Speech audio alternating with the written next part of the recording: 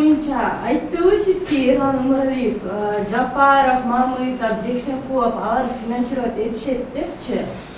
Ошол ЮПИ программасында жеке Садыр Жапаров каржылайт деп айткан жок. Эфирде кеткениңиз сөзүңүз менен азыр совсем башка болуп калды.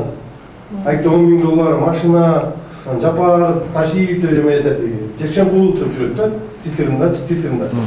Сиздин сүйлөп аткан сөзүңүздү эле которуп атышат да. Мен ошол видео съемкада мен андай сөздү айткан эмесмин да. Бул жерде эмне чыгып атат десе, ошондой чыгышы, значит, алар эмне кылып десе, монтаждатып чыгарат. Значит, кошуп чыгарат. Мен өзүм сөзүмдү, айткан сөзүмдү билем да. Эмне деп айткан? Билесиң. Билем да. Бул жерсе эмне болду десе, бул мындай фабрикация болду да.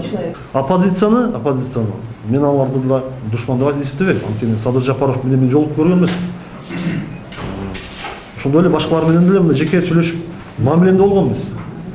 ГКМ менен мен кызматташууга кандай мен даяр эмесмин. Биз мындай, мен муну жала катары өзүмдүн жеке атыма да айтам да. Атак мындайча айтканда алардын да бул шоу программа кылганы, бул далилсиз кылганы мага жакпайт да.